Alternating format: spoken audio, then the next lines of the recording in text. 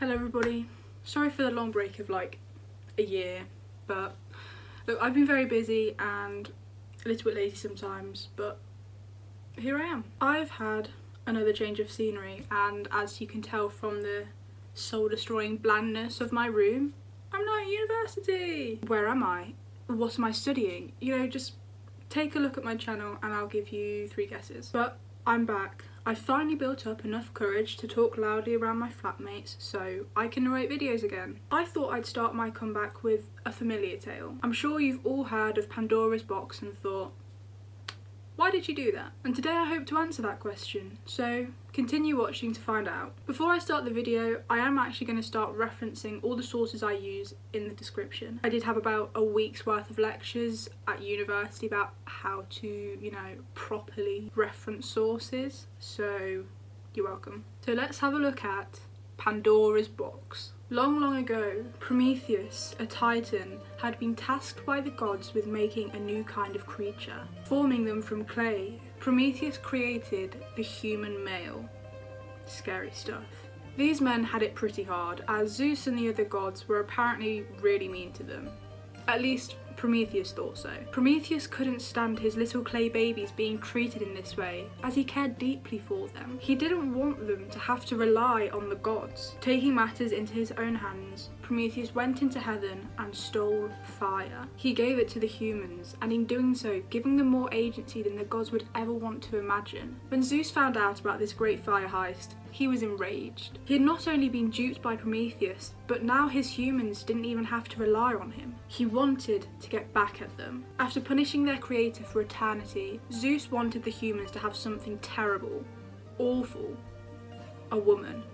Zeus instructed Hephaestus, the god of blacksmiths and craftsmen, to create this woman, and Hephaestus did so, moulding her out of clay like Prometheus did for the human men. And the other gods helped, giving her traits such as beauty, wit and charm. They named her Pandora, roughly translating to all gifted or a gift to all. But before she was released to the humans, Zeus gave her a jar. This later turned into a box in the story, but it was referenced in ancient texts as Pythos, and I will be referring to it as Pandora's jar. I just used it in, you know, the title for recognition. Haha, gotcha. Pandora was warned not to open the jar, or something awful would happen. To really add to all the liver-eating torture that Zeus was subjecting Prometheus to, he decided to give Pandora to his brother, Epimetheus, as a bride. I should mention that Prometheus was the god of foresight, whereas Epimetheus was the god of afterthought. It is said that Prometheus, knowing what Zeus was like, warned his brother to not accept any gifts from the king of the gods. Unfortunately, Epimetheus could not be burdened with knowing his fate, so he ignored him. Epimetheus fell in love with Pandora. More recent interpretations say that the pair got married, but in the contemporary text it's not quite clear if they actually did or not. But nevertheless, Pandora was on Earth, taking things each day at a time. The jar, however, was always there. The woman, gifted by the gods with all the talent in the world, got curious. She took the jar and opened it. From the jar erupted all evil. Countless plagues, greed and suffering.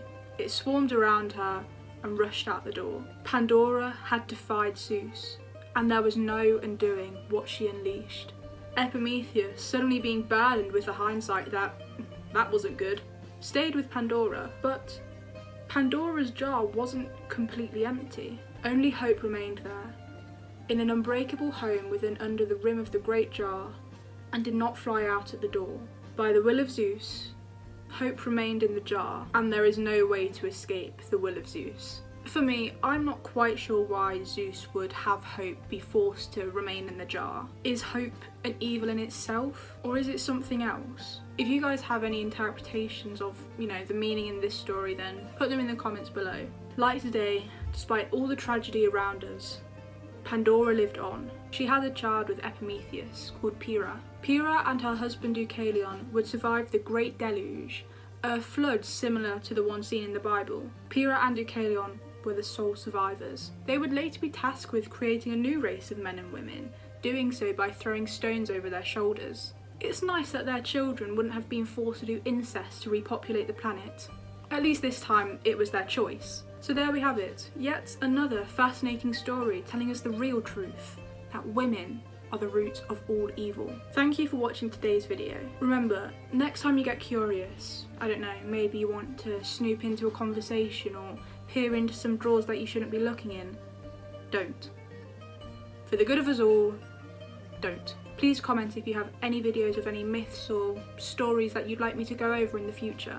Also, please like and subscribe. Bye bye.